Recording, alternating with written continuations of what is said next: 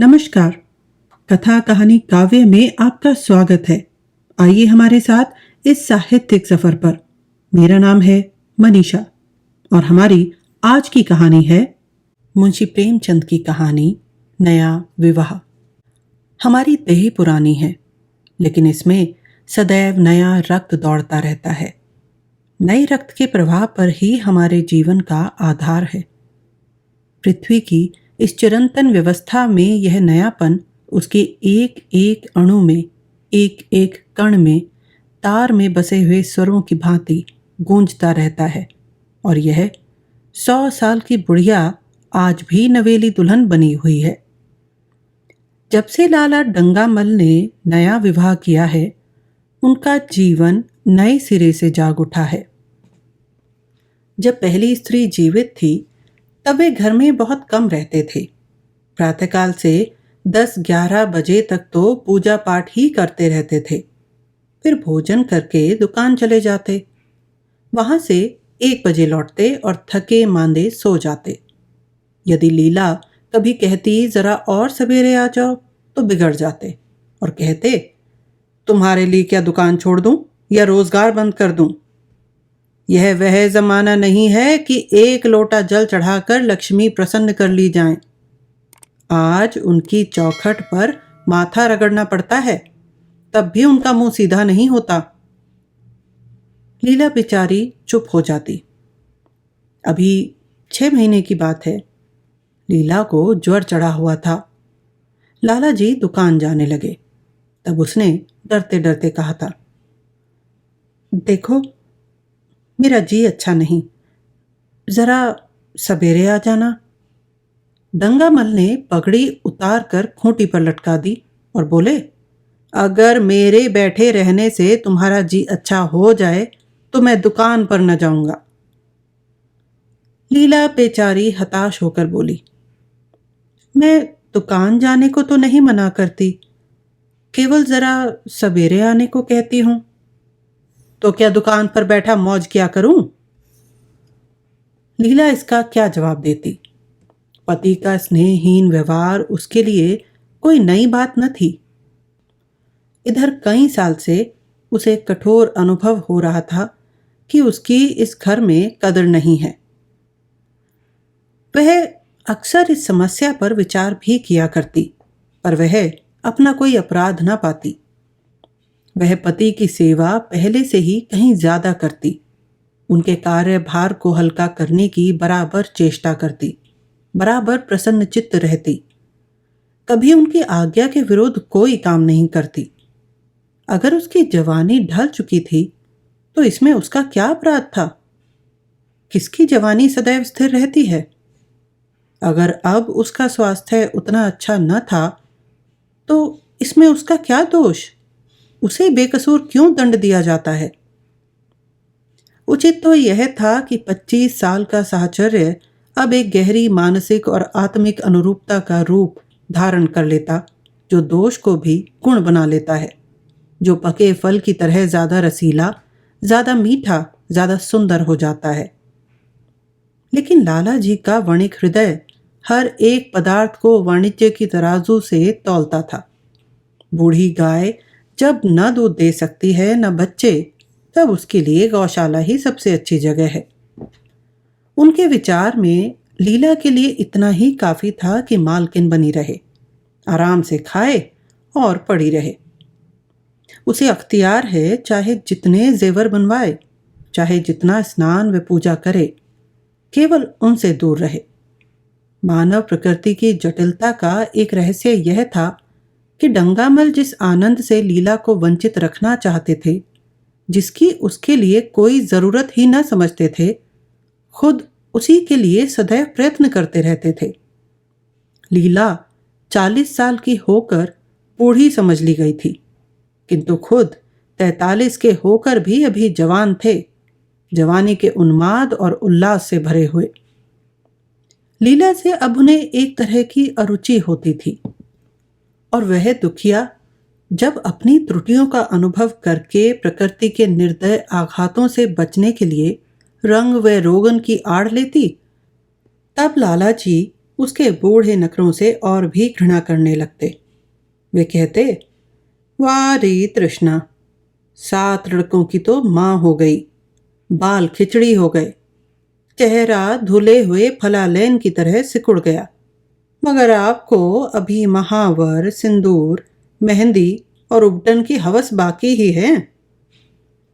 औरतों का स्वभाव भी कितना विचित्र है, न जाने क्यों बनाव श्रृंगार पर इतनी जान देती हैं।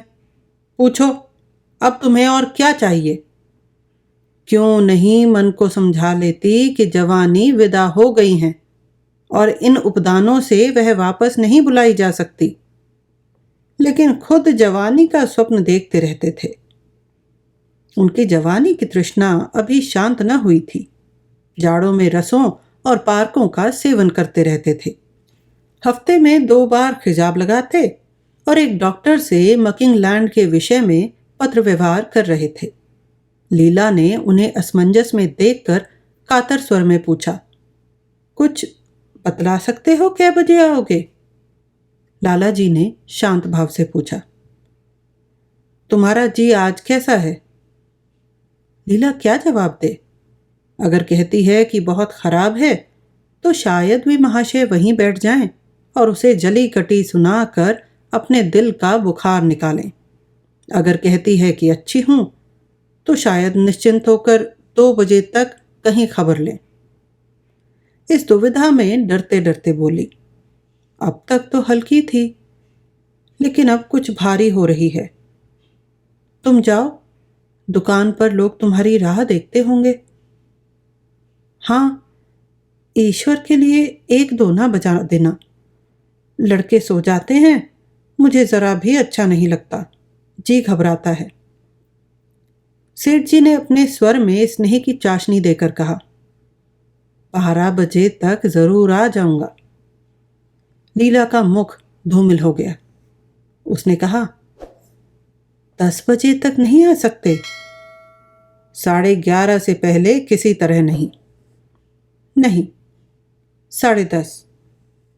अच्छा, 11 बजे। लाला वादा करके चले गए, लेकिन 10 बजे रात को एक मित्र ने मुजरा सुनने के लिए बुला भेजा। इस निमंत्रण को कैसे इनकार कर देते? जब एक आदमी आपको खातिर से बुलाता है, तब यह कहाँ की भलस मनचाहत है कि आप उसका निमंत्रण अस्वीकार कर दें। लाला जी मुजरा सुनने चले गए। 2 बजे लौटे। चुपके से आकर नौकर को जगाया और अपने कमरे में आकर लेट रहे। लीला उनकी राह देखती प्रतिक्षण विकल वेदना का अनुभव करती हुई न जाने कब सो गई थी। अंत को इस बीमारी ने अभागिनी लीला की जान ही लेकर छोड़ा। लाला जी को उसके मरने का बड़ा दुख हुआ। मित्रों ने संवेदना के तार भेजे। एक दैनिक पत्र ने शोक प्रकट करते हुए लीला की मानसिक और धार्मिक सद्गुणों को खूब बढ़ाकर वर्णन किया। लाला जी ने इस सभी मित्रों को हार्दिक धन्यवाद दिया और लीला के नाम से बालिका विद्यालय में 5 वजीफे प्रदान किए तथा मृतक भोज तो जितने समारोह से किया गया वह नगर के इतिहास में बहुत दिनों तक याद रहेगा। लेकिन 1 महीना भी न गुजरने पाया था कि लाला जी के मित्रों ने चारा डालना शुरू कर दिया और उसका यह असर हुआ कि 6 महीने की विधुरता के तप के बाद उन्होंने दूसरा विवाह कर लिया। आखिर बेचारे क्या करते? जीवन में एक सहचरी की आवश्यकता तो थी ही और इस उम्र में तो एक तरह से अनिवार्य हो गई थी। जब से नई पत्नी आई, लाला जी के जीवन में आश्चर्यजनक परिवर्तन हो गया। दुकान से अब इतना प्रेम नहीं था। लगातार हफ्तों न जाने में भी उनके कारोबार में कोई हर्ज नहीं होता था। जीवन के उपभोग की जो शक्ति दिन दिन क्षीण होती जाती थी, अब वह छींटे पाकर सजीव हो गई थी। सूखा पेड़ हरा हो गया था। उसमें नई नई कोपलें फूटने लगी। मोटर नई आ गई थी। कमरे नए फर्नीचर से सजा दिए गए थे। नौकरों की भी संख्या बढ़ गई थी। रेडियो आ पहुंचा था और प्रतिदिन नए नए उपहार आते रहते थे। लाला जी की बूढ़ी जवानी जवानों की जवानी से भी प्रखर हो गई थी। उसी तरह जैसे बिजली का प्रकाश चंद्रमा से ज्यादा स्वच्छ और मनोरंजक होता है। लाला जी को उनके मित्र इस रूपांतर पर बधाइयां देते, जब वे गर्व के साथ कहते, भाई हम लोग तो हमेशा जवान रहे और हमेशा जवान रहेंगे। बुढ़ापा यहाँ आए तो उसके मुंह में कालिख लगाकर गधे पर उल्टा सवार करा के शहर से निकाल दें। जवानी का उम्र से उतना ही संबंध है जितना धर्म का आचार से, रुपए का ईमानदारी से, रूप का श्रृंगार से। आजकल के जवानों को आप जवान कहते हैं। उनकी 1000 जवानियों को अपने 1 घंटे से बिना बदलूंगा। मालूम होता है उनकी जिंदगी में कोई उत्साह ही नहीं, कोई शौक नहीं। जीवन क्या है? गले में पड़ा हुआ एक ढोल है। यही शब्द घटा बढ़ाकर वे आशा के हृदय पटल पर अंकित करते रहते थे। उससे बार बार सिनेमा, थिएटर और दरिया की सैर के लिए आग्रह करते रहते, लेकिन आशा को न जाने क्यों इन बातों में जरा भी रुचि न थी। वह जाती तो थी, मगर बहुत ताल टूट के बाद। एक दिन लाला जी ने आकर कहा, चलो आज बजरे पर दरिया की सैर करें। वर्षा के दिन थे, दरिया चढ़ा हुआ था। मेघमालाएं अंतर्राष्ट्रीय सेनाओं की भांति रंग बिरंगी वर्दियां पहने आकाश में कवायद कर रही थी। सड़क पर लोग मलार और बारहमासा गाते चलते थे। बागों में झूले पड़ गए थे। आशा ने बेदिली से कहा, मेरा जी तो नहीं चाहता। लाला जी ने मृदु प्रेरणा के साथ कहा, तुम्हारा मन कैसा है जो आमोद प्रमोद की ओर आकर्षित नहीं होता? चलो जरा दरिया की सैर देखो। सच कहता हूं, बजरे पर बड़ी बहार रहेगी। आप जाएं, मुझे और कई काम करने हैं। अरे काम करने के लिए आदमी है, तुम क्यों काम करोगी? महाराज अच्छे सालन नहीं पकाता, आप खाने बैठेंगे तो यूं ही उठ जाएंगे। लीला अपने अवकाश का बड़ा भाग लाला जी के लिए तरह तरह का भोजन पकाने में लगाती थी। उसने किसी से सुन रखा था कि एक विशेष अवस्था के बाद पुरुष के जीवन का सबसे बड़ा सुख रसना का स्वाद ही रह जाता है। लाला जी की आत्मा खिल उठी।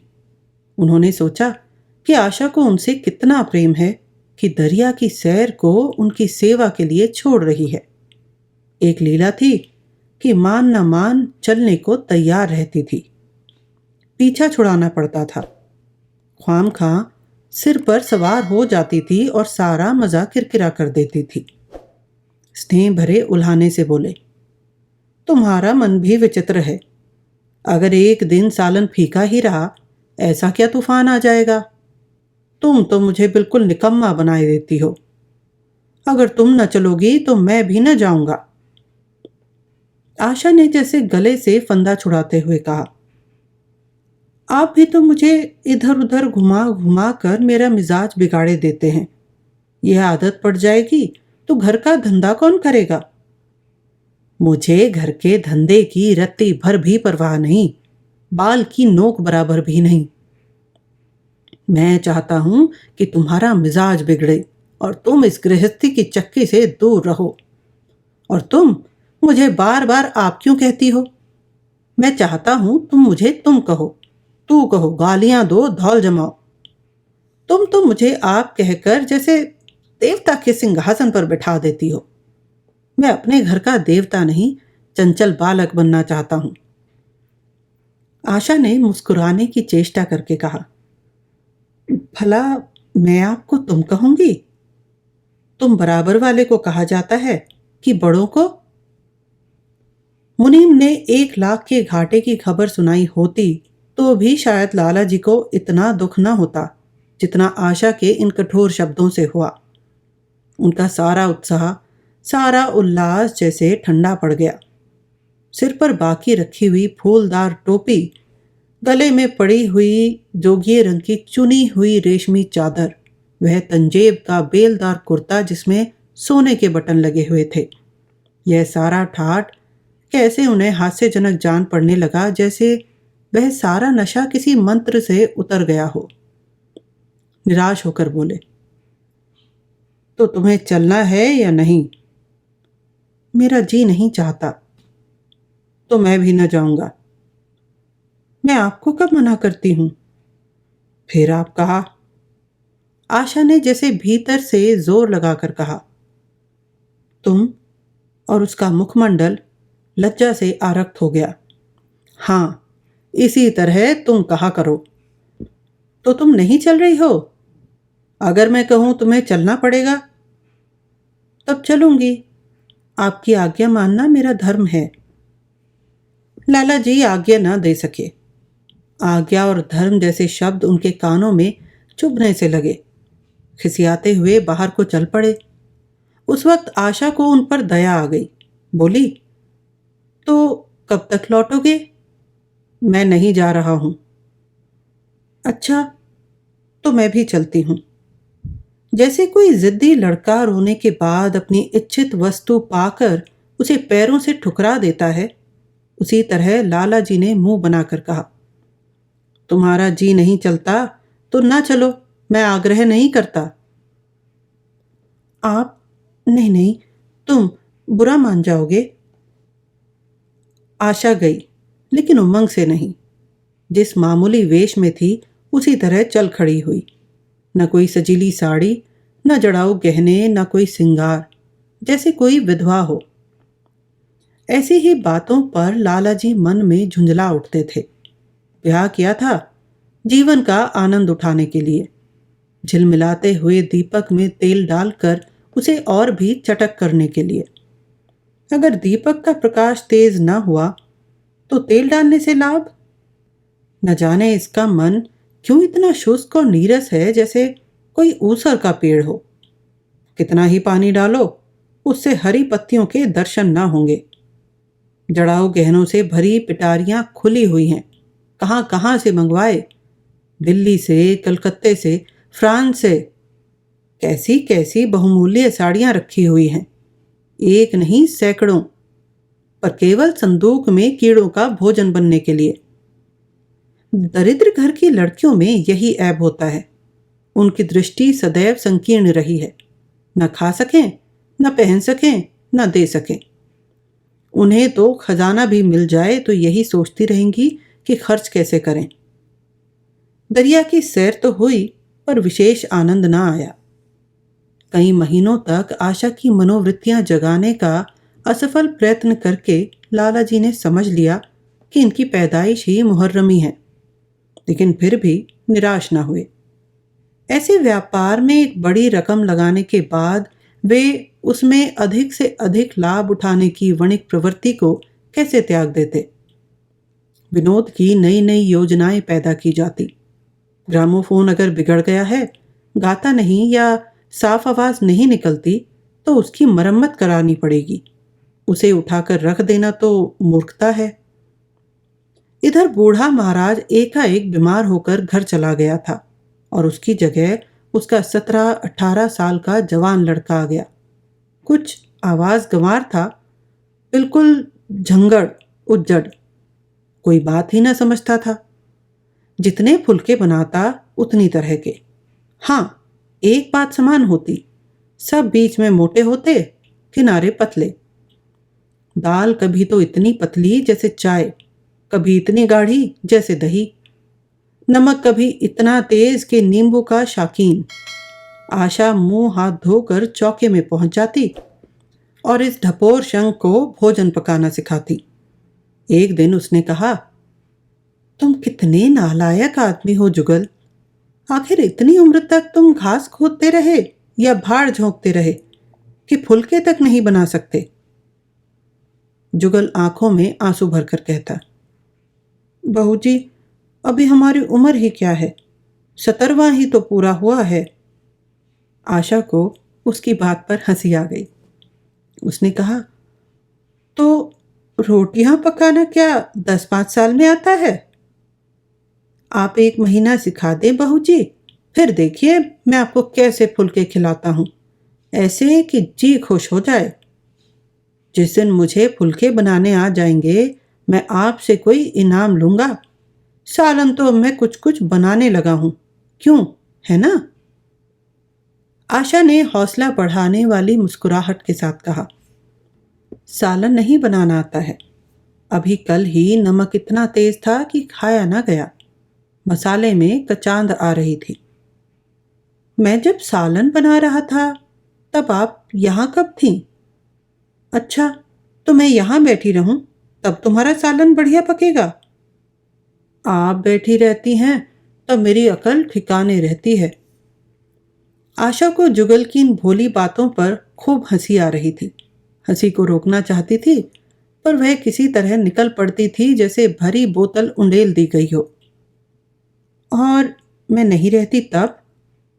तब तो आपके कमरे के द्वार पर जा बैठता हूं, यहां बैठकर अपनी तकदीर को रोता हूं। आशा ने हंसी को रोककर पूछा, क्यों रोते हो? यह ना पूछिए बहू जी, आप इन बातों को नहीं समझेंगी। आशा ने उसके मुंह की ओर प्रश्न की आंखों से देखा। उसका आशय कुछ तो समझ गई पर न समझने का बहाना किया। तुम्हारे दादा आ जाएंगे तब तुम चले जाओगे? और क्या करूंगा बहू जी, यहां कोई काम दिलवा दीजिए तो पड़ा रहूंगा। मुझे मोटर चलाना सिखवा दीजिए, आपको खूब सैर कराया करूंगा। नहीं नहीं बहू जी, आप हट जाइए, मैं पतीली उतार लूंगा। ऐसी अच्छी साड़ी है आपकी, कहीं कोई दाग पड़ जाए तो क्या हो? आशा पतीली उतार रही थी। जुगल ने उसके हाथ से संडसी ले लेनी चाहिए। दूर रहो, फूहड़ तो तुम हो ही, कहीं पतीली पांव पर गिरा ली तो महीनों झींकोगे। जुगल के मुख पर उदासी छा गई। आशा ने मुस्कुराकर पूछा, क्यों, मुंह क्यों लटक गया सरकार का? जुगल रुआंसा होकर बोला, आप मुझे डांट देती हैं बहू जी तो मेरा दिल टूट जाता है। सरकार कितना ही घुड़के, मुझे बिल्कुल ही दुख नहीं होता। आपकी नजर कड़ी देखकर मेरा खून सर्द हो जाता है। आशा ने दिलासा दिया, मैंने तुम्हें डांटा तो नहीं, केवल यही तो कहा कि कहीं पतीली तुम्हारे पांव पर गिर पड़े तो क्या हो। हाथ ही तो आपका भी है, कहीं आपके ही हाथ से छूट पड़े तो? लाला डंगामल ने रसोई घर के द्वार पर आकर कहा, आशा, जरा यहां आना। देखो, तुम्हारे लिए कितने सुंदर गमले लाया हूं, तुम्हारे कमरे के सामने रखे जाएंगे। तुम यहां धुएं धक्कड़ में क्यों हलकान होती रहती हो? इस लड़के से कह दो कि जल्दी महाराज को बुलाए, नहीं तो मैं दूसरा आदमी रख लूंगा। महाराजों की कमी नहीं है। आखिर कब तक कोई रियायत करे? गधे को जरा भी तमीज नहीं आई। सुनता है जुगल, लिख ले आज अपने बाप को। चूल्हे पर तवा रखा हुआ था। आशा रोटियां बेलने में लगी थी। जुगल तवे के लिए रोटियों का इंतजार कर रहा था। ऐसी हालत में भला आशा कैसे गमले देखने जाती? उसने कहा, जुगल रोटियां टेढ़ी मेढ़ी बेल डालेगा। लाला जी ने कुछ चिढ़कर कहा, अगर रोटियां टेढ़ी मेढ़ी बेलेगा तो निकाल दिया जाएगा। आशा अनसुनी करके बोली, 10-5 दिन में सीख जाएगा, निकालने की क्या जरूरत है? तुम आकर बतला दो गमले कहाँ रखे जाएं। कहती तो हूं रोटियां बेल कर आती हूं। नहीं, मैं कहता हूं तुम रोटियां मत बेलो। आप तो खाम खां जिद किया करते हैं। लाला जी सन्नाटे में आ गए। आशा ने कभी इतनी रुखाई से उन्हें जवाब न दिया था, और यह केवल रुखाई न थी, इसमें कटुता भी थी। लज्जित होकर चले गए। उन्हें ऐसा क्रोध आ रहा था कि इन गमलों को तोड़कर फेंक दें और सारे पौधों को चूल्हे में डाल दें। जुगल ने सहमे हुए स्वर में कहा, आप चली जाएं बहू जी, सरकार बिगड़ जाएंगे। बको मत, जल्दी जल्दी फुलके सेको, नहीं तो निकाल दिए जाओगे। और आज मुझसे कुछ रुपए लेकर अपने लिए कपड़े बनवा लो। भिकमंगों की सी सूरत बनाए घूमते हैं, और बाल क्यों इतने बढ़ा रखे हैं? तुम्हें नाई भी नहीं जुड़ता? जुगल ने दूर की बात सोची, बोला, कपड़े बनवा लूं तो दादा को हिसाब क्या दूंगा? अरे पागल, मैं हिसाब में देने नहीं कहती, मुझसे ले जाना।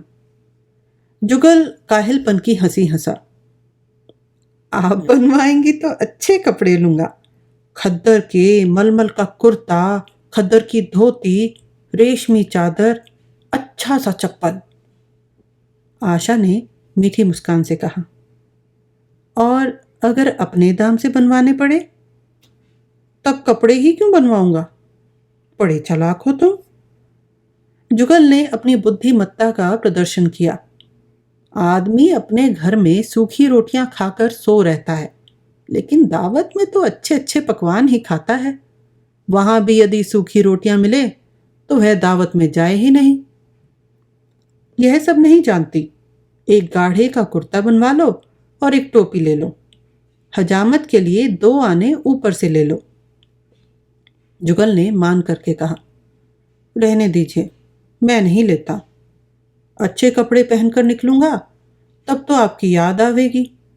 सड़ियल कपड़े पहने तो और जी जलेगा। तुम स्वार्थी हो। मुफ्त के कपड़े लोगे और साथ ही बढ़िया भी। जब यहां से जाने लगूं तब आप मुझे अपना एक चित्र दीजिएगा। मेरा चित्र लेकर क्या करोगे? अपनी कोठरी में लगाऊंगा और नित्य देखा करूंगा।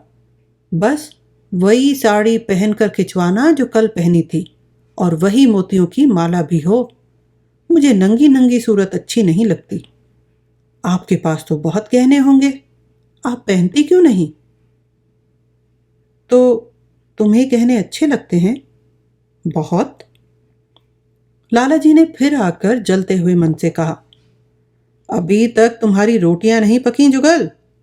अगर कल से तूने अपने आप अच्छी रोटियां न पकाई तो मैं तुझे निकाल दूंगा।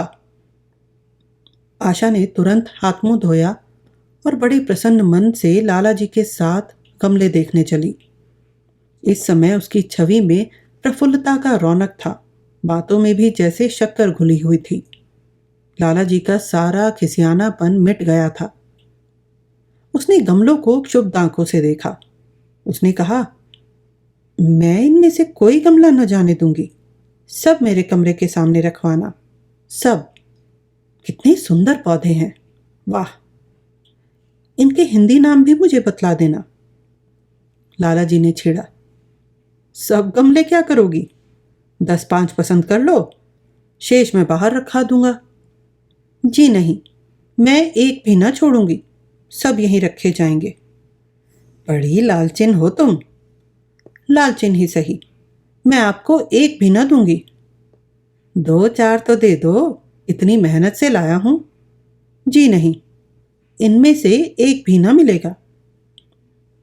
दूसरे दिन आशा ने अपने को आभूषण से खूब सजाया और फिरोजी साड़ी पहनकर निकली। तब लाला जी की आंखों में ज्योति आ गई। समझे, अवश्य ही अब उनके प्रेम का जादू कुछ कुछ चल रहा है। नहीं तो उनके बार बार के आग्रह करने पर भी, बार बार याचना करने पर भी उसने कोई आभूषण न पहना था। कभी कभी मोतियों का हार गले में डाल लेती थी, वह भी ऊपरी मन से। आज वह आभूषणों से अलंकृत होकर फूली नहीं समाती, इतराती जाती है, मानो कहती हो, देखो मैं कितनी सुंदर हूं। पहले जो बंद कली थी वह आज खिल गई थी। लाला जी पर घड़ों का नशा चढ़ा हुआ था। वे चाहते थे उनके मित्र और बंधु वर्ग आकर इस सोने की रानी के दर्शनों से अपनी आंखें ठंडी करें, देखें कि वह कितने सुखी, संतुष्ट और प्रसन्न हैं। जिन विद्रोहियों ने विवाह के समय तरह तरह की शंकाएं की थीं, वे आंखें खोलकर देखें कि डंगामल कितना सुखी है। विश्वास, अनुराग और अनुभव ने चमत्कार किया है। उन्होंने प्रस्ताव किया, चलो कहीं घूम आए, बड़ी मजेदार हवा चल रही है। आशा इस वक्त कैसे जा सकती थी? अभी उसे रसोई में जाना था। वहां से कहीं 12-1 बजे तक फुर्सत मिलेगी। घर के दूसरे धंधे सिर पर सवार हो जाएंगे। सैर सपाटे के पीछे क्या घर चौपट कर दे? सेठ जी ने उसका हाथ पकड़ लिया और कहा, नहीं, आज मैं तुम्हें रसोई में न जाने दूंगा। महाराज के किए कुछ ना होगा तो आज उसकी शामत भी आ जाएगी। आशा के मुख पर से वह प्रफुल्लता जाती रही। मन भी उदास हो गया। एक सोफा पर लेटकर बोली, आज न जाने क्यों कलेजे में मीठा मीठा दर्द हो रहा है। ऐसा दर्द कभी नहीं होता था। सेठ जी घबरा उठे। ये दर्द कब से हो रहा है? हो तो रहा है रात से ही, लेकिन अभी कुछ कम हो गया था, अब फिर होने लगा है। रह रहकर जैसे चुभन हो जाती है। सेठ जी एक बात सोचकर दिल ही दिल में फूल उठे। अब वे गोलियां रंग ला रही हैं। राज वैद्य जी ने भी कहा था कि जरा सोच समझ कर इनका सेवन कीजिएगा। क्यों ना हो, खानदानी वैद्य हैं। इनके बाप बनारस के महाराजा के चिकित्सक थे। पुराने और परीक्षित नुस्खे हैं इनके पास। उन्होंने कहा, तो रात से ही यह दर्द रहा? तुमने मुझसे कहा नहीं तो वैद्य जी से कोई दवा मंगवाता। मैंने समझा था आप अच्छा हो जाएगा, मगर अब बढ़ रहा है। कहाँ दर्द हो रहा है, जरा देखूं। कुछ सूजन तो नहीं है? सेठ जी ने आशा के आंचल की तरफ हाथ बढ़ाया। आशा ने शर्मा कर सिर झुका लिया। उसने कहा, यह तुम्हारी शरारत मुझे अच्छी नहीं लगती। मैं अपनी जान से मरती हूं, तुम्हें हंसी सूझती है। जाकर कोई दवा ला दो। सेठ जी अपने पुंसत्व का यह डिप्लोमा पाकर उससे कहीं ज्यादा प्रसन्न हुए जितना राय बहादुरी पाकर होते। इस विजय का डंका पीटे बिना उन्हें कैसे चैन आ सकता था? जो लोग उनके विवाह के विषय में द्वेषमय टिप्पणियां कर रहे थे, उन्हें नीचा दिखाने का कितना अच्छा अवसर हाथ आया है, और इतनी जल्दी। पहले पंडित भोलानाथ के पास गए और भाग्य ठोंक कर बोले, भाई मैं तो बड़ी विपत्ति में फंस गया। कल से कलेजे में दर्द हो रहा है। कुछ बुद्धि काम नहीं करती। कहती है ऐसा दर्द पहले कभी नहीं हुआ। भोलानाथ ने कुछ बहुत हमदर्दी न दिखाई। सेठ जी यहां से उठकर अपने दूसरे मित्र लाला फागमल के यहां पहुंचे और उनसे भी लगभग इन्हीं शब्दों में यह शोक संवाद कहा। फागमल बड़ा शौधा था। मुस्कुराकर बोला, मुझे तो आपकी शरारत मालूम होती है। सेठ जी की बाछें खिल गई। उन्होंने कहा, मैं अपना दुख सुना रहा हूं और तुम्हें दिल लगी सूझती है। जरा भी आदमियत तुम में नहीं है। मैं दिल लगी नहीं कर रहा हूं। इसमें दिल लगी की क्या बात है? वे हैं कमसिन कोमलांगी, आप ठहरे पुराने लठैत, दंगल के पहलवान। बस अगर यह बात ना निकले तो मूछें मुंडा लूं।